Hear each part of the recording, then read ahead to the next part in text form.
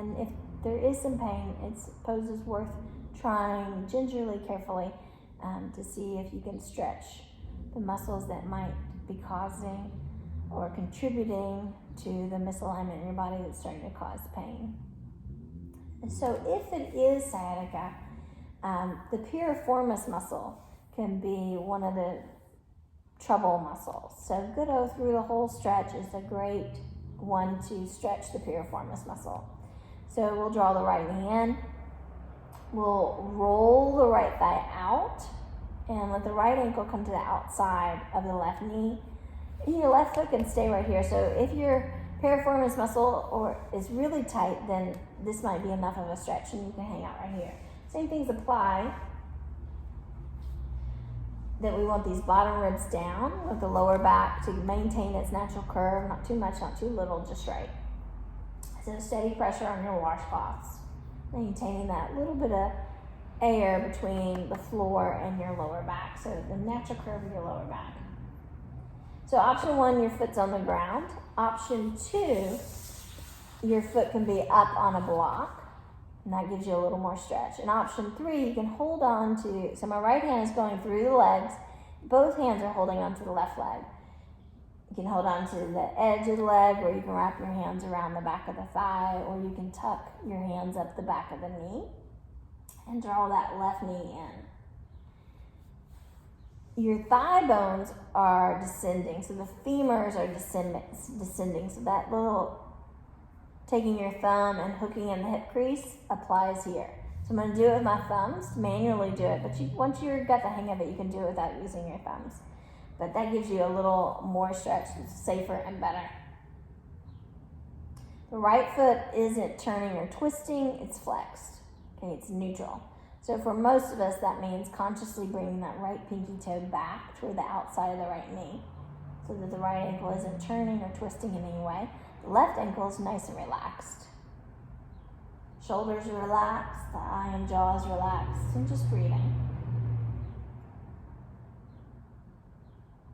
So right now, my legs are sort of making a figure 4 shape, and there's a nice big gap between my two thighs. Because in a few moments, we're going to do another pose where there's not a gap. And then we'll release that, and we'll switch sides. So we'll bend the left knee toward us, roll the left thigh out, and then take that left ankle to the outside of the right knee. And you can stay right here with your right foot on the floor. Option 1. Option 2, right foot up on a block. And option 3, right foot in the air. You can let your arms relax by your side. So if your foot is on a block or floor, just let your arms relax. Or if you're holding onto your thigh, the left hand goes between the legs, the right hand, so both hands are wrapping around the right thigh and just very gently drawing that right knee in. Think about descending those femurs. Shoulders down, ribs down, lower back has just a gentle arch, and the left ankle is flexed, the right ankle is nice and relaxed. This is through the whole stretch. Slow, steady breathing. Make sure that your left knee is happy.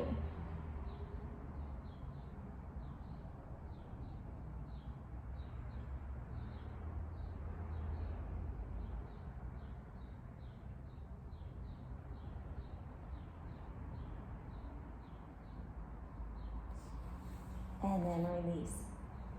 So another stretch that I like to do for these outer hip muscles is to draw both knees in. So now I'm squeezing the thighs together. So my thighs are sort of wrapping around one another, but my feet are moving apart.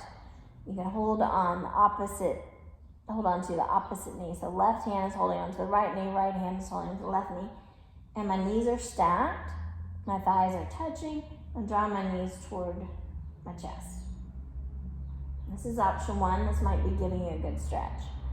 Press your lower back into your washcloths. Shoulders down, ribs down. Option 2 would be to hold maybe the top of the shin. You could also hold the middle of the shin.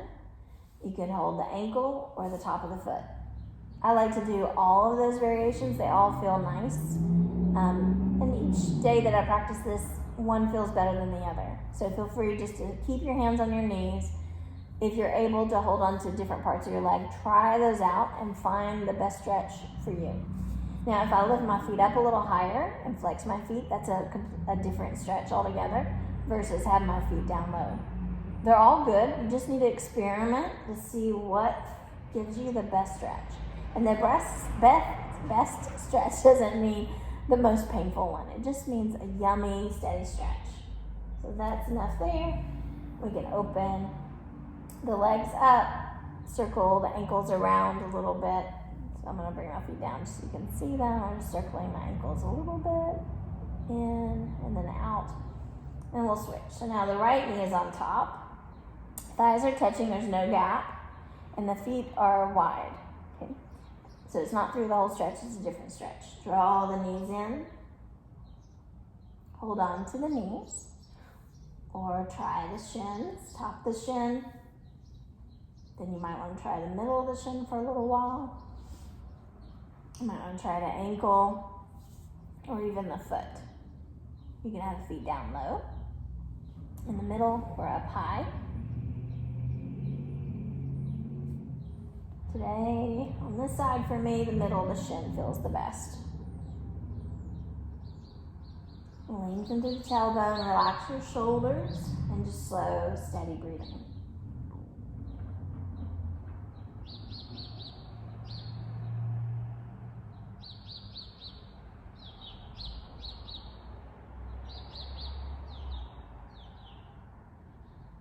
And then we'll release. Stretch both legs up in the air. Some more ankle circles, reverse. And then lower your feet. Test it out, see how you feel. You might need to do a little bit of a bridge pose, lifting the hips up and lengthening through the knees, the tailbone. And then relaxing the hips down, and you're ready for relaxation. So from here, you could stretch your legs out. You might want to move just a little further away from the wall if the wall's touching your feet so that your legs can relax completely. And go right into a nice relaxation, staying in relaxation pose as long as you want to.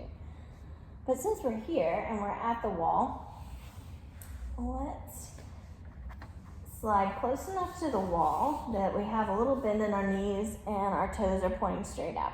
So I've got the washcloths under my lower back, really under my waist area is the best way to probably think about it. My toes are pointing straight up. As perpendicular to the wall as possible. And I'm gonna press my heels, particularly my inner heels, into the wall and slowly straighten my legs here. And you can stay right here with your arms by your side. Or you can take your thumbs, point your thumbs up, then reach up through the fingertips, and then bring the thumbs down toward the floor. They don't have to touch the floor. They may or may not. Don't worry about it. Keep the lower back pressing into your washcloth. Press through the heels. Reach through the fingertips and just get as much length in your spine as possible. So the wall is helping you to align your leg bones, which in turn is aligning your hip bones, which in turn is aligning your spine. And then you can bring your arms back, down, palms up, eyes closed, and you can do relaxation like this today. Which can feel really nice if you tend to have cranky hips or cranky lower back. I do recommend you do a 5 to 20 minute relaxation because you deserve it. Thanks for practicing with me today. Bye.